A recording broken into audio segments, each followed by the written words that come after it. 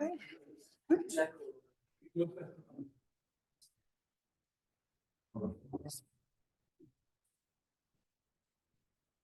Good evening, everybody, and welcome. Just let me know if the volume's loud enough. I can turn it up in the amp behind me if you need to. We've also got a second mic at the back. Peter Harvey's got it with him. When we get a question time, just put your hand up and he'll bring you the mic, and that way we will get the sound over the speakers. And I'm going to turn it a bit louder if it's off, and then hopefully we will pick it up for recording on the Zoom session properly. All right, so I'd like to present Amoré Nel to you. Some of you, most of you probably seen it before, lecturing us about various solar issues. Most of us know what an aurora is. It's something with beautiful big green and red and blue lights up in the sky, mostly up in the Antarctic and Arctic. But I don't think many of us have heard of a black aurora. I definitely haven't. So I'm quite keen to hear what she has to inform us about her discovery regarding that. I think it'll be a very interesting session. So just remember that if you've got questions, put your hand up and Peter will bring you the mic. Okay, I just want to turn it over to you. Thanks. Thank you. Okay, good evening, everyone. Am I speaking loudly enough? Good. Thank you for being here. This club is a very special place for me because when I was still a PhD candidate, I presented a talk here. Well, actually, it was in Cape Town, but Pierre organized it. And I was just about to go to Norway and record some optical data for my PhD project, my thesis. And a couple of years later, I came back again, presented at the club at Hermanus, and showed my preliminary results. And since then, I attained my degree, and we've published the work in scientific reports. So I'm going to report on the latter. Since it's been published, I think it's very exciting that South Africans discovered a new type of aurora, and I would like to share it with this group, seeing as you've basically walked along with me on this journey since I started the project. Yeah, so thank you. You'll also notice that there's two titles on the slide. Apologies, but I slightly took the liberty to slightly change my talk tonight because as you all probably know, we've had maybe a once in a career geomagnetic storm the other day. Most of us at the Space Weather Center haven't slept a lot because there's a lot to do. It's a very exciting time, and I would love to share with you just a summary of what happened. Yeah, okay. So please stop me at any time if anything's unclear. I will start with just a brief overview of what we predicted and what we saw during the Mother's Day storm week. And then I'll move over to the actual talk, which is about the anti-black aurora we identified. I'm just going to press all the buttons until something changes. Okay. So here's a solar synoptic chart, which was compiled by our space weather forecasters. I'm sure most of you have visited the Space Weather Prediction Center and seen the goldfish bowl where the forecasters sit and work. Yes, they compile the synoptic chart on a weekly basis, and it basically is our first indication of what can possibly happen that week.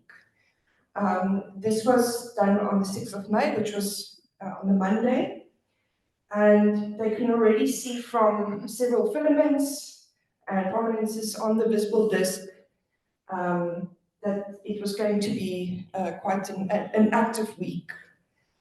Specifically, two active regions I'll zoom in on them in one of the later slides, but it's this active region here, 3663, and active region 3664.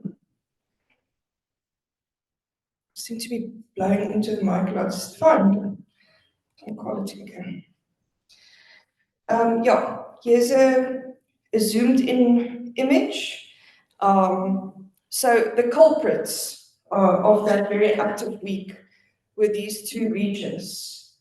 The one was AR 3664 and 3663, and the bottom one, 3664, was the most active and complex region, and it was also responsible for the major flares, the biggest ones that we saw. The other region was mainly responsible for most of the N and X class flares that we saw. Before I continue with the space weather report and explaining it, I just wanted to stop for a minute and discuss where these images come from. What are you looking at? So in the next few slides, you're going to see images which are going to be broadly either one of these two, from one of these two instruments. The one is LASCO, that's the large angle spectrometric coronagraph.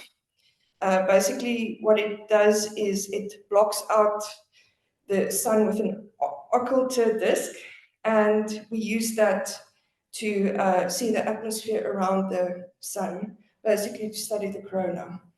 And then on the right-hand side, you have the EIT, which is the Extreme Ultraviolet Imaging Telescope. At the back, it's got a CCD sensor, and by using different filters, you can look at the different layers of atmosphere on the sun. The example that I showed here, well, all of these images are courtesy of the SAHO mission archives, but the one on the right shows the 171 Angstrom emission line, which is ionized iron at about 1 million degrees Celsius. So keep in mind, when you see the next couple of slides, the images on it, most probably from either one of these two instruments. Okay.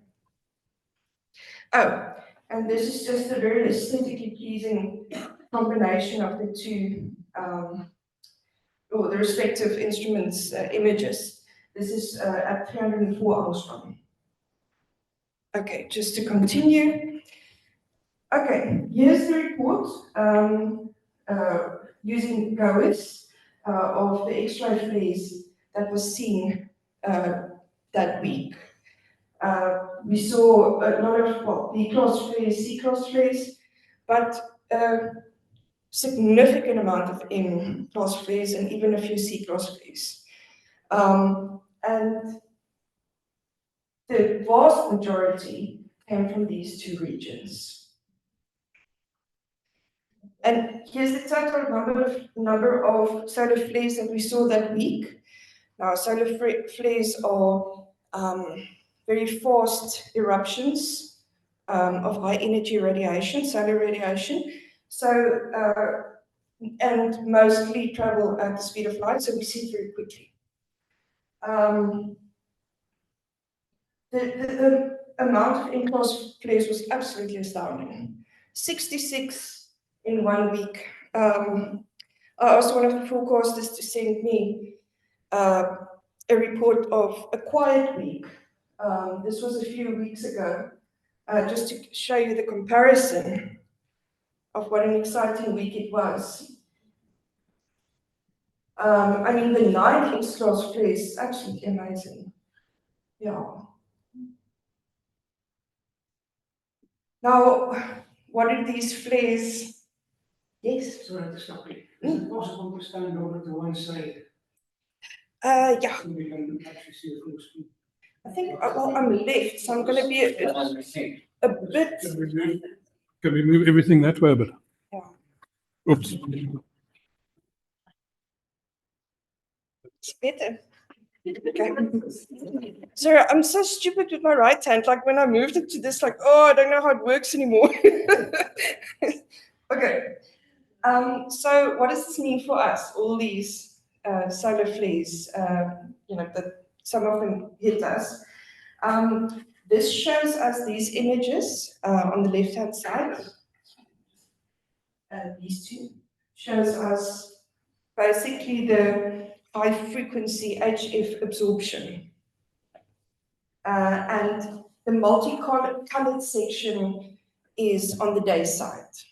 So basically, the effect these flares have is it affects at what frequencies we can use our HF communication instrumentation with. Now, the red blob basically means it's almost completely unusable, the HF comms. So that gives you an indication of what an effect it does have for us. The top one was due to a flare erupting from the, I'm just going to name it the top right active region. And this is an example which occurred over the African sector, is the one closer to the central point.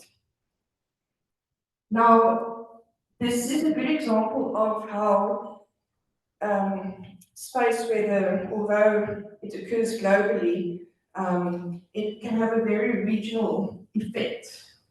And our space weather center caters to the African sector clients there, basically communicating to them when you can't communicate. So, yeah. Now, the biggest solar flare, which occurred, we missed.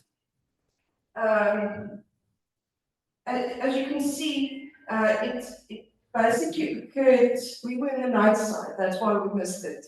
We were on the night side, and only the region in the day side felt the effect of this, and the HF absorption effect. You can see here, it's more in the Pacific region that they experienced that. Now, that's it for the solar flares. Now, moving over to another interesting event is CMEs, which is coronal mass ejections. And that is especially interesting if you're interested in auroras.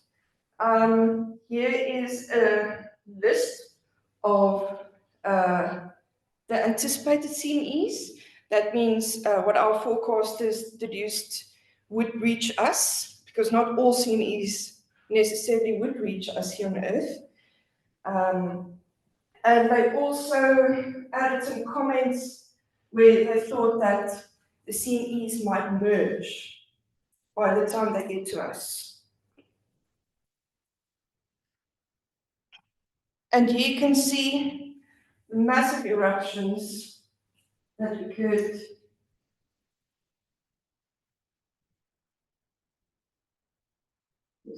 click on it.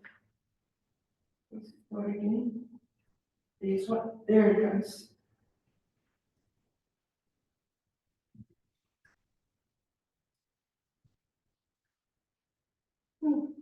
So these are the corona graphs that I mentioned earlier. So aside from observation, aka using your eyes, you can also use models in your prediction methods. This is the Engel model. We're basically looking, let's say from the top down, and here's the sun. Hopefully it will start running again. It did stop now.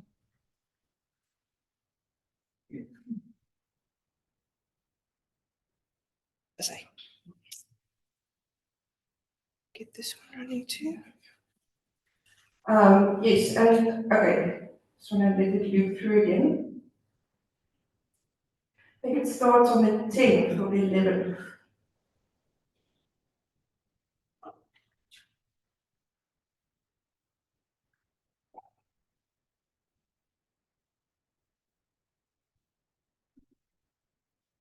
Okay, it starts on the 11th. There you can see a massive yes, expellant, is that a word? Yeah. And the green dot here is Earth, so it was moving towards Earth. So in combination with the observations and the models, one can do forecasting. Coronal mass ejections, like I always tell the kids when they come to visit us at SANSA, it's almost like the sun burped, had drank Coca-Cola too fast and then burped. This is almost like a burp. It's a ball of gas, partially ionized gas, that moves outward from the sun. And then or plasma is another name for it. And sometimes it hits us here on Earth and is also the reason for the bright auroras that we sometimes see.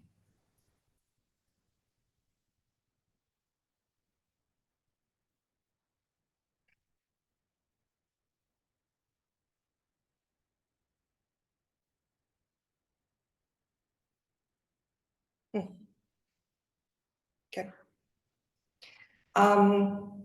This shows the local K index. Using magnetic data, one can infer the size of the storm, where 1 is quiet and 9 is extreme, or a G5 storm. And this shows the start of the week, as you can see, still relatively quiet. We've noticed the active regions on the sun, but of course, it being plasma, it takes a while to reach us. So around the 10th of May, we started seeing very high indices all through the 12th. And you've probably seen this in social media. Unfortunately, I slept through it, kicking myself. If I only knew. Yeah.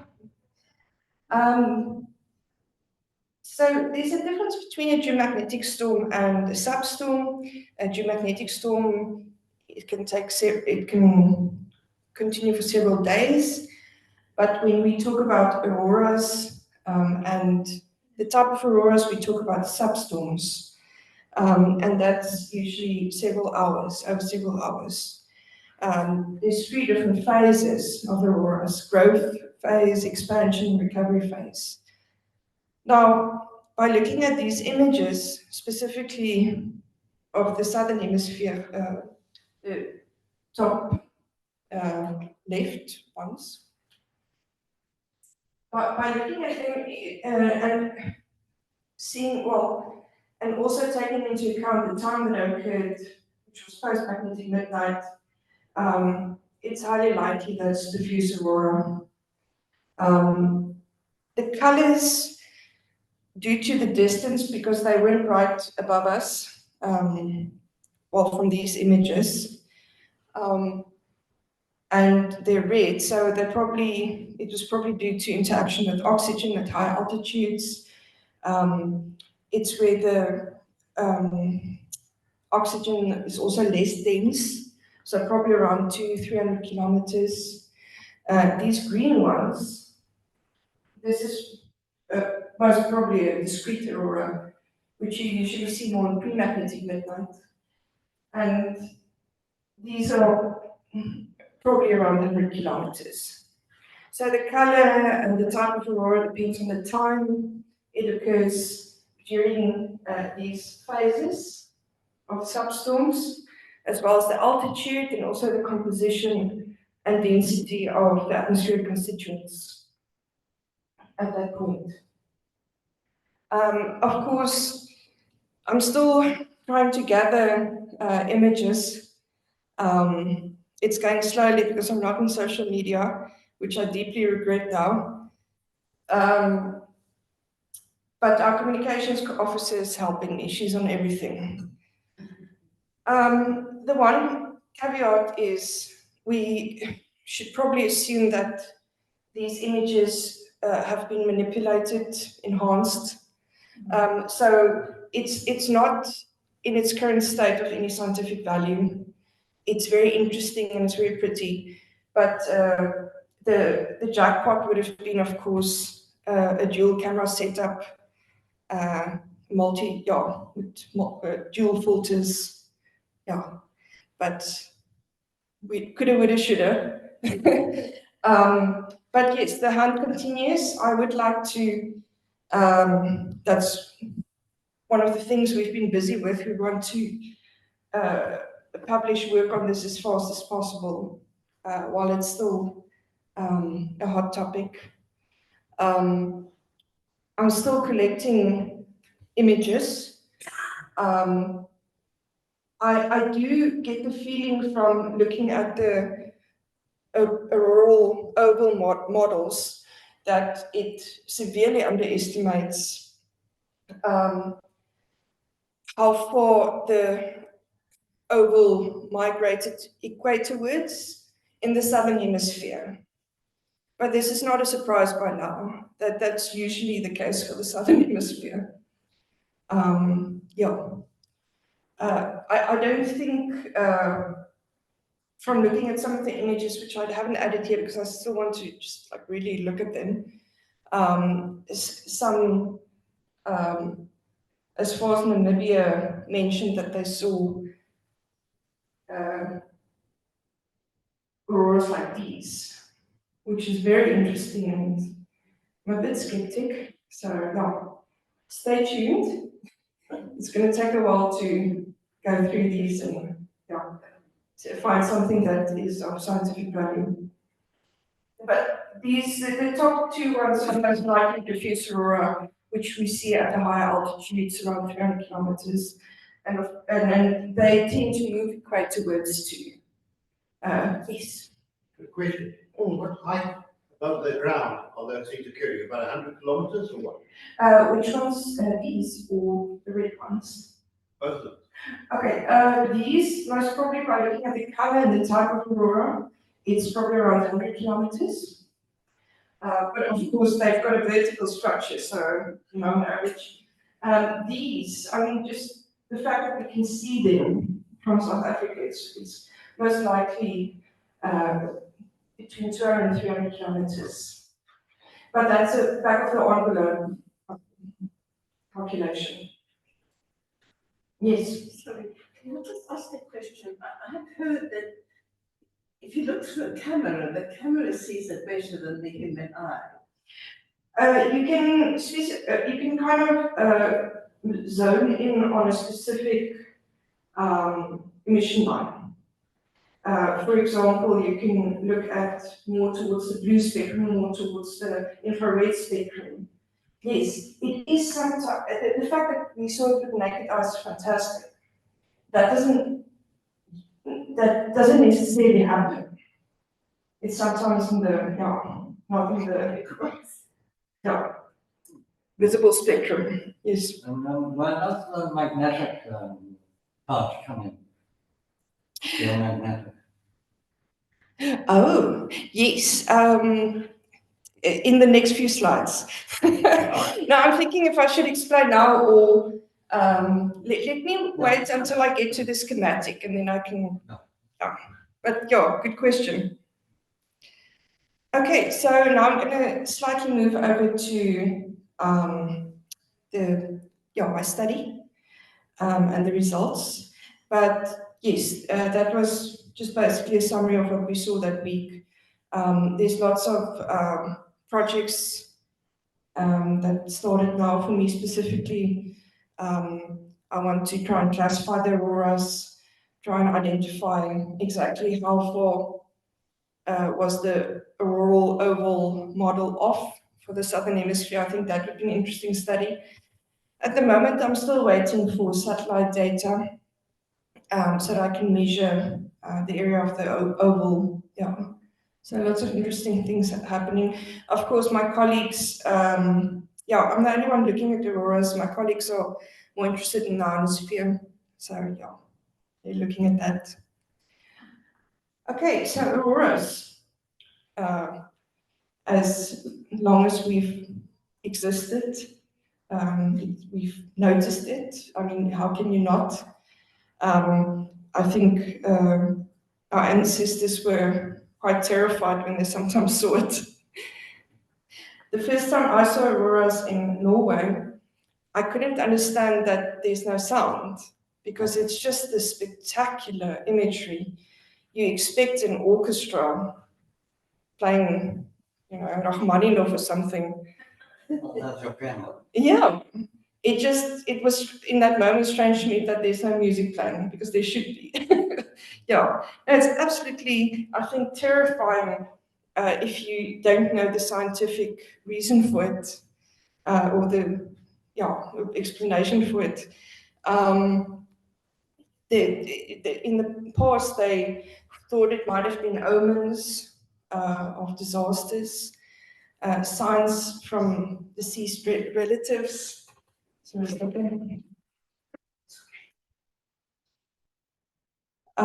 But we now know, and here I can answer your question. We now know that it's basically an optical manifestation of the interaction between solar particles and the Earth's atmosphere. So those solar activities, some of those solar activities that we see on the sun, and those that reach us in the form of CMEs, for example, do eventually reach our upper atmosphere, those energetic particles. And it's along the magnetic field lines. The magic happens here in the reconnection, magnetic reconnection tail, where they basically funnel down along the magnetic field lines towards the upper atmosphere, towards the poles. And that's another interesting thing. Not everyone realizes that you can see auroras at both poles. At both poles. They get funneled down along the field lines towards both poles and reach the upper atmosphere. And as they reach the upper atmosphere, they interact with atmospheric molecules and atoms, and depending on the energy and what they're interacting with, that would affect the emission, well, the color of the emission. So it is a Sunday. Oh, apologies, yes. So, thank you. I should have started there. So imagine the sun is this lovely bouquet. And the solar wind is coming and the CE is moving towards the Earth here. And this beautiful structure here is our magnetic field lines. You can see it's got that dipole-like structure, but due to the blast of the solar wind, it creates this tail, the magnetic tail, hence the shape. And it's along the interplanetary magnetic field lines that all these ionized particles travel along with and connect to our magnetic field lines. And here, where they reconnect, they start funneling down towards the upper atmosphere. That's the north magnetic field and the south magnetic field. But they're both being pushed by the magnetic field from the sun. So surely the shape of the field should be tending towards whatever the sun is not, whatever polarity the sun is pushing out of magnet. The sun is on the left of the screen here, off screen. Yeah, The the solar field. wind drives the, Yeah, but it's the solar wind, a magnetic north or south. The physical part not magnetic. Oh, no, they basically drive the particles that eventually funnel down along our magnetic field lines. The one repels and one attracts. So I thought the shape would be Oh, affected by the polarity of the magnetic path. Oh, now I'm so tempted to show you a model of Earth's geomagnetic field because it's not the typical bar magnet, but that you usually see. But yeah, If you could look down from the sun towards the earth, mm-hmm. is the aurora circle? So In other words, when so- you stand on the earth, you see the part, but it's in patches. If you're above it looking down, would it be a right around, say, Western Siberia, right around Canada? exactly, yes. If I understand you correctly, yeah, it looks like a donut. So when that goes being pushed, and the ionization is in a circular manner, if you look at this, you're on the equator. I should have added that. Let me quickly see if I've got it in my folder. I should play a video.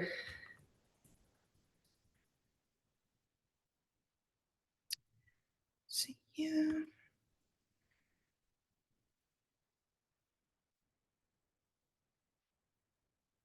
Here.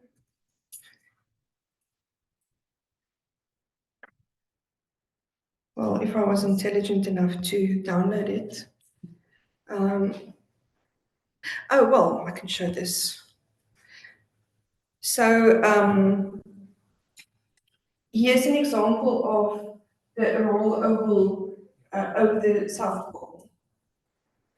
And all of that light that you see is due to the interaction of the charged particles that came from the sun and the atoms and molecules in the upper atmosphere.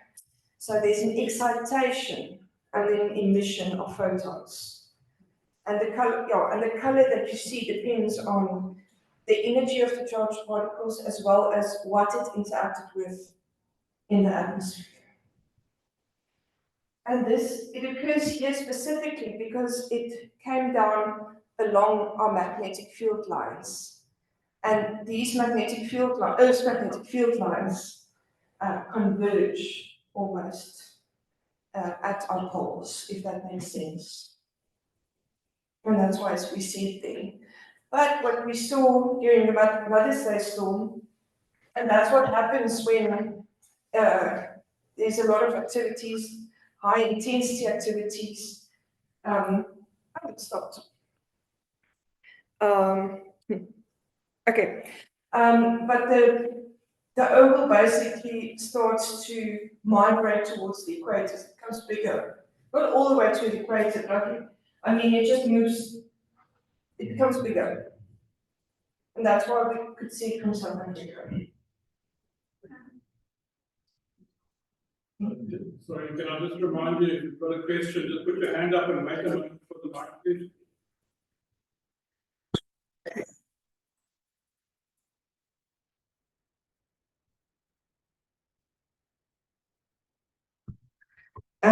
Yes, here's another example of the auroral oval, but at the North Pole. And basically, if you want to go look at auroras, you need to look at the space weather prediction. And I also recommend going during the solar cycle maximum when there's a lot of activity. Yes, which we're moving into now. So now's a good time to go and look at the auroras. Yes. Yes, that's correct. Now, there are many different types of auroras. Small ones, big ones, somewhere in between. But they can roughly be categorized into two different types. And that is the discrete aurora, which is shown here on the left-hand side, and the diffuse aurora, which is on the right-hand side. Discrete, as the name suggests, sorry, my English didn't switch on today. It's a bright, sharply defined curtain-like structure, and we usually see that pre-magnetic midnight. Now, when I talk about pre- and post-magnetic midnight, it just refers to, let's say, this cycle at which magnetic field lines are moving, because they're constantly moving from the night side to the day side in these currents almost. Yeah. So when I say magnetic midnight, I refer to a specific time when you're looking at the magnetic field, not on your watch. Okay. And on the right-hand side, you can see diffuse aurora. Again, as the name implies, it's a broad band of uniform auroral glow. And when you look at this, I'm a bit too scared to go back again, it might break. Okay. You can kind of start seeing, by just those definitions, you can kind of start classifying these for yourself.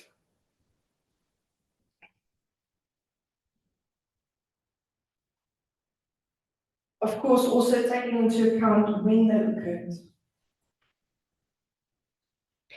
Now, for my study, and sorry, Pierre, you've heard this already twice, I think, but for my study, I was interested in diffuse aurora because embedded in this aurora on the right-hand side, you can sometimes, if you're very, very lucky, see a black aurora.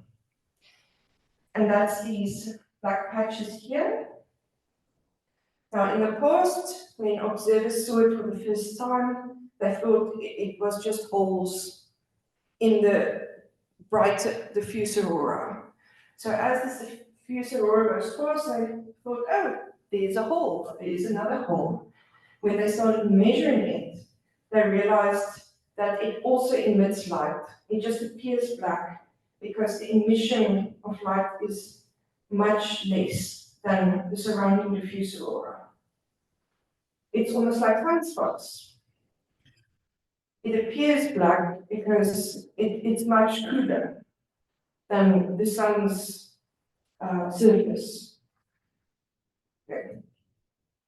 So they're not holes, but very interesting small auroras embedded in a bright aurora. Oops. I'll just briefly go through these. In the past, people who've studied black auroras, and it's a very, very small crowd. Not a lot of people in that meeting, the black aurora meeting. But there's two mechanisms have been proposed. There's the coupled ionosphere magnetospheric generation mechanism. It basically just means that when you have these two field-aligned current pairs, one going downward, where electrons are flowing upward, and one going upward with electrons flowing downward.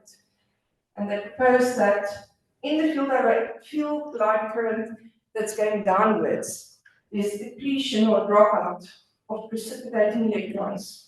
That with precipitating, I mean the incoming electrons, after that big storm on the sun. And they proposed that might be the reason for that lower emission aurora. The other theory was done by Pitikolis et al. In 2002, and she proposed that by using satellite data, looking at differential energy flux of electrons, and optical observations that was in an aircraft, she basically looked at what the energy flux was doing as it moved from the diffuse aurora over the black aurora and into the diffuse aurora again. And she noticed that there's a dropout of some fluxes at energies greater than 2 keV. So again, there seems to be less of these energized particles that we want the atmospheric constituents to interact with in order to give us these bright auroras. But for this to happen, the mechanism needs to be in the magnetosphere.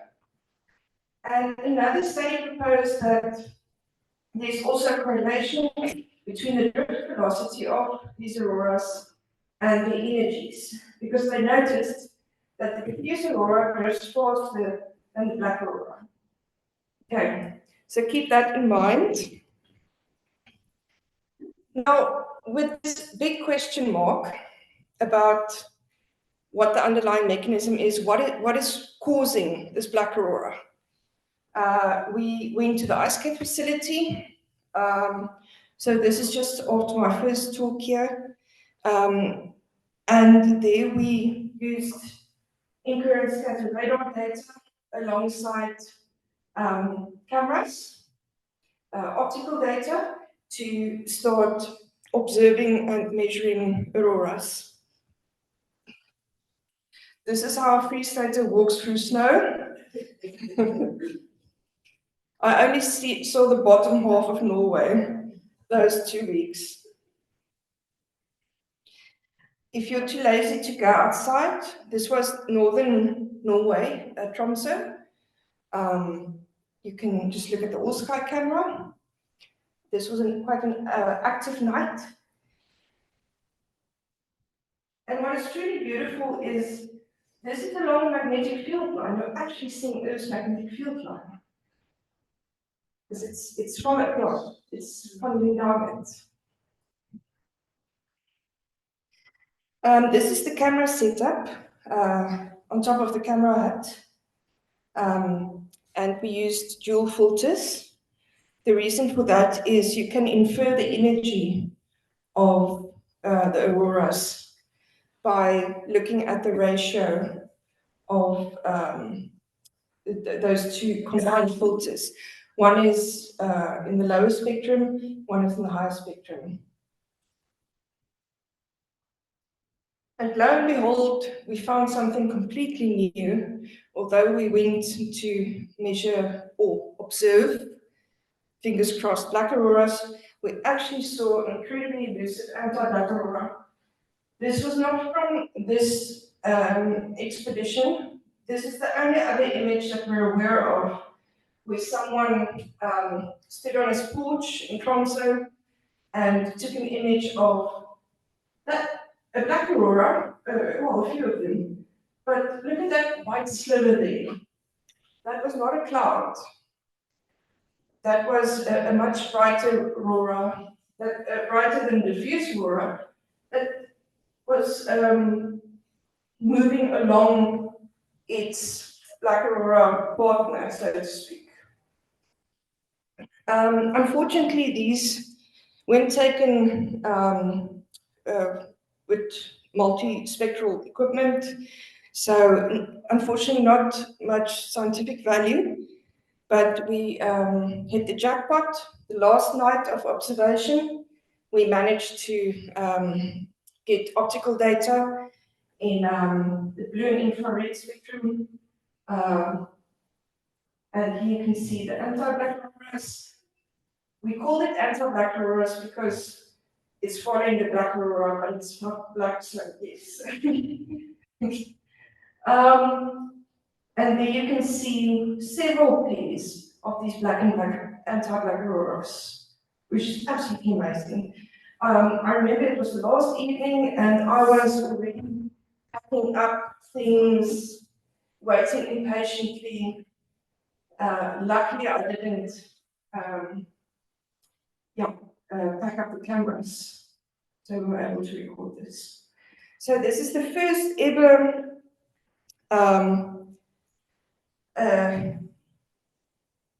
energy or analysis of the energy of these anti-black auroras. What this basically shows is the energy in keV, and you can see the anti-black aurora, which is this orange patch here, next to its black aurora partner, that little blue blob there. The anti-black aurora has much higher energy. Now, the interesting thing about this, if you remember, one of the underlying mechanisms I mentioned is that Blixt et al.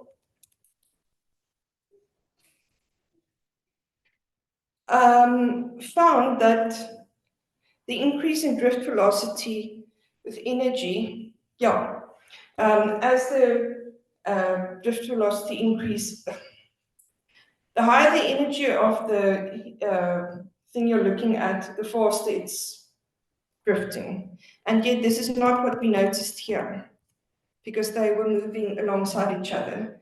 So we're completely flummoxed. Already one of the theories it's not really making sense.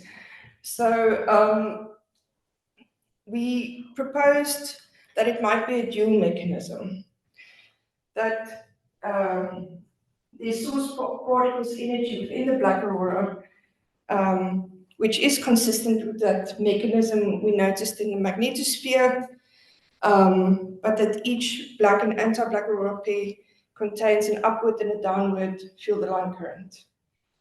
Yes. A little bit confused. My understanding of white is that it's an aggregation of colours. All the colours of the rainbow, and they come together. Black is the absence of colours. In other words, you subtract them. But now, so you call it an anti-black aurora.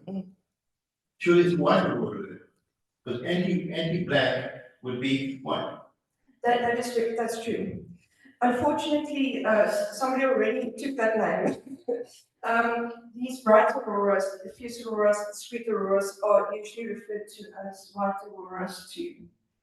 So we were concerned that it might cause confusion in the aurora community. Yes, so we had to come up with a new name. Yes, and it's purely the anti-blackness we wanted to show that, as far as we're aware, there's never been one spotted without its black aurora pair. So it does seem to always flow together, drift together. Does that make sense? Another question we got to put in there is, you're saying that we get auroras concentrated at the poles. So therefore, your magnetic force at the poles is the most powerful. Is that correct? Or the least powerful? It's not really magnetic force that's driving auroras. That's not the driver of auroras. It does get funneled along the magnetic field lines, but it doesn't. Yes, no, it's not because of the strength of the magnetic field that causes the location of auroras. No. Okay, so if you can take it one stage further, you've got a South Atlantic anomaly just off the coast of South Africa. Okay, now that is where there's no magnetic field, as far as I can figure out. So, what happens to the aurora in that area? I'm so glad you asked that, because that's one of the things that I really, really want to study. The South Atlantic anomaly has piqued my interest in the past couple of years, and there is a magnetic field. It's just weaker than when you average out the global magnetic field strength. It's about 30% weaker.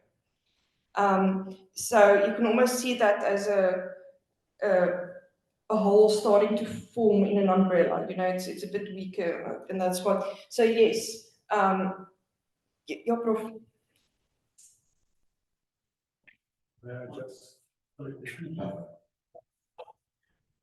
I just elaborate on that. We must also take into account the direction of the Earth's magnetic field.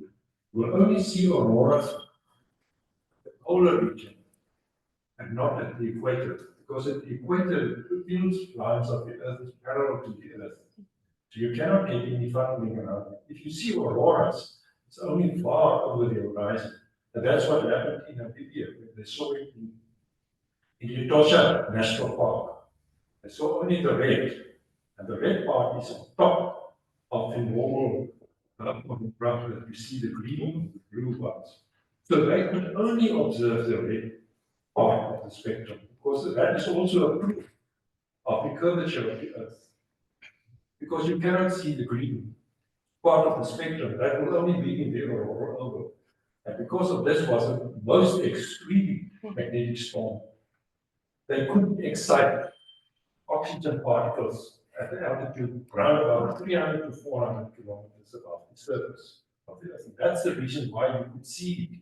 So you will never see aurora almost at these latitudes of Southern Africa. And no, not at all at the equator region. That will only happen, and now I'm drifting a little bit away, during a polar reversal. When you see more than one north and south poles appearing on the surface of the Earth, drifting towards the equator. That's the only time that you could see or possibly see aurora at the equator. So the main thing is taking into account the direction of the Earth's magnetic field. At the poles, it's perpendicular to the surface. At the equator, it's parallel to the surface. So that's another angle to your question.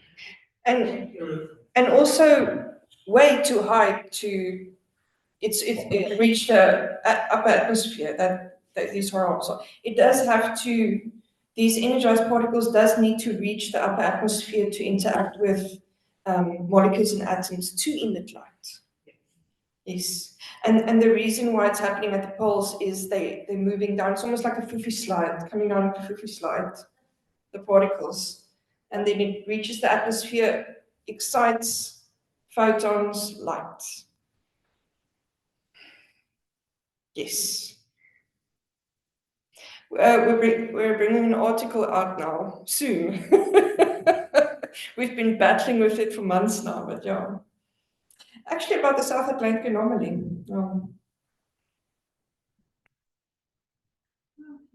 Oh, yes, and this is we're quite proud of this.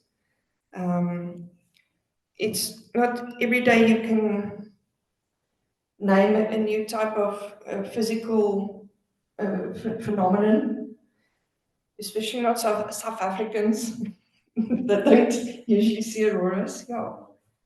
So yeah, no, thank you. Okay, thanks.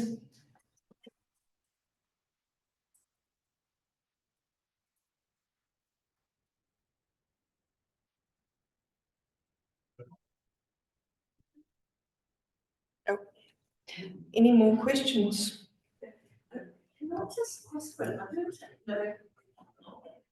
Wait for a I think if I understood it correctly, but when you say those energy levels, so the ordinary aurora was at a high level, and then the black aurora was at a medium level, and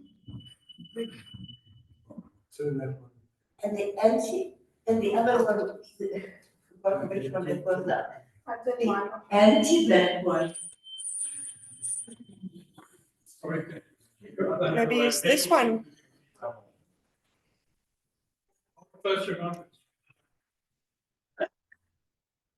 So there are different energy levels between the black, the anti-black, and the color. Sorry, I completely blanked out.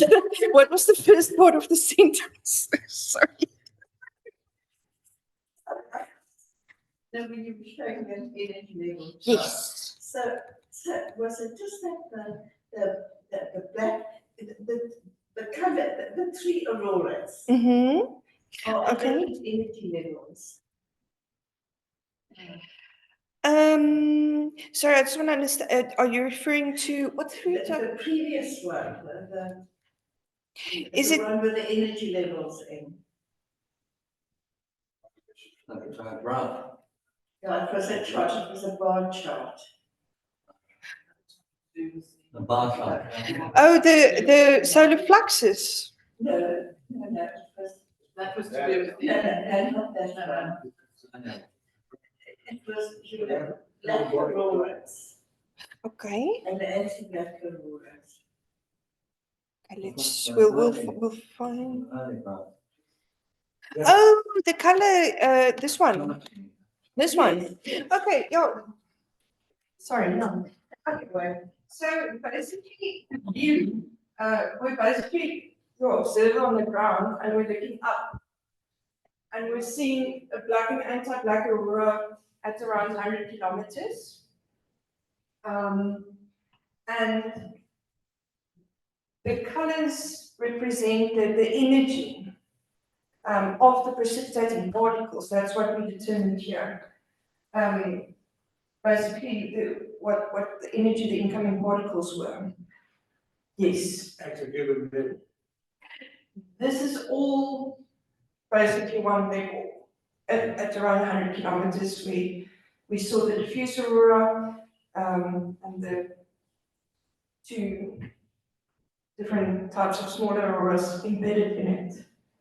Yeah. I mean, yeah, roughly 100 kilometers. Give or take.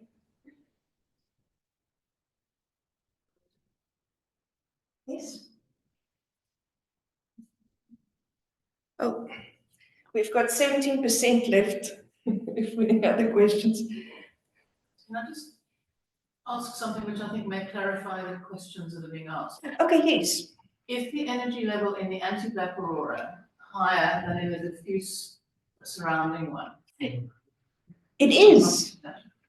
That's what I think that's what I'm Oh, asking. I see. No, it is. It's a very white patch, very high energy. Yes. The diffuse one, lower energy. Yes, that's And correct. the black one, even lower energy. Yes. The diffuse aurora is basically somewhere in the middle, energy-wise. The immediate surrounding. Thank you. Yeah. I think that's what I was. Thanks, Julie. Which makes it interesting because a study previously deduced that the brightness or the energy it correlates with its drift velocity, which it clearly does not, which was quite interesting. And it's almost as if when you stare long enough at the data, it's almost as if some of the precipitating particles is deposited from this region into the region next to it. Yeah, but this will have to be a study for a new student. But other work. Thank you. Thank you. Thank you.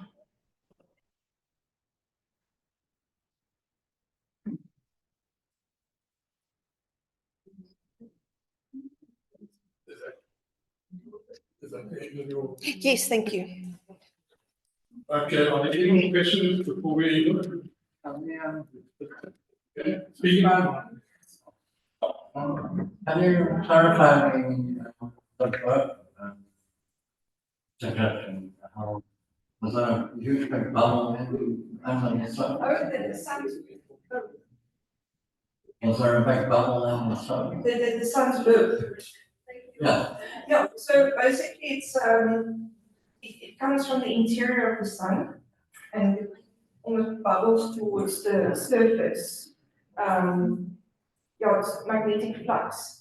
And as it reaches the surface, it sometimes emits this partially ionized gas. And Sometimes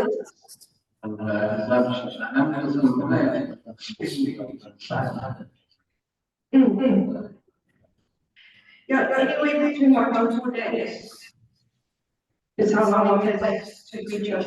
So definitely so. Yeah, it's like almost like instantaneous. You know, like a few minutes. This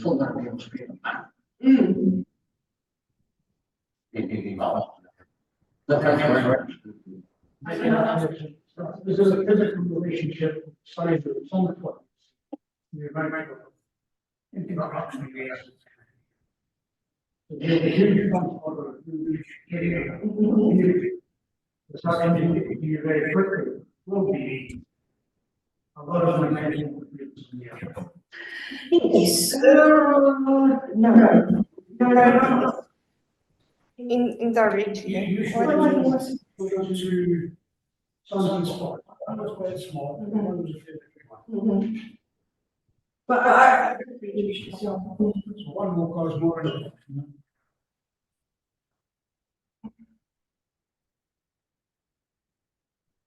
Nothing very, but yes, specifically,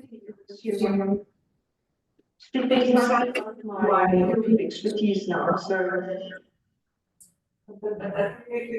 that would be a question for. There was not more radiation coming. Oh, yes, I like that, yeah. And then that was what saw. Just looking at those two regions during the year.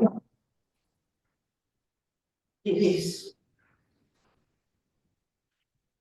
Were any of the auroras here on this day actually seen in any of the other sunpots, like Southern Argentina and New Zealand? Or were they all in daylight and therefore it wasn't visible?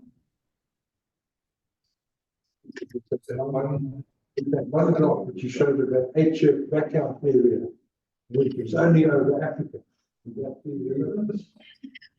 The subschools do, how do I switch myself off here? The subschools do, occur over several hours. I'm thinking, it might probably have been visible. I mean, we probably most likely saw auroras that, or didn't see auroras that others saw in different time zones.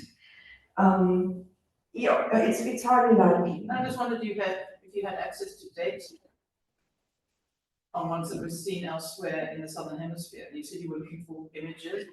Yes, but like I said, I'm not on social media, so I'm really struggling. If they were picked up in places like New Zealand, Southern Argentina, would that not increase your data set? Oh, absolutely. Yeah, no, I mean, I'm scrambling on. And interestingly enough, everyone is scrambling. I got an email from Helsinki this morning.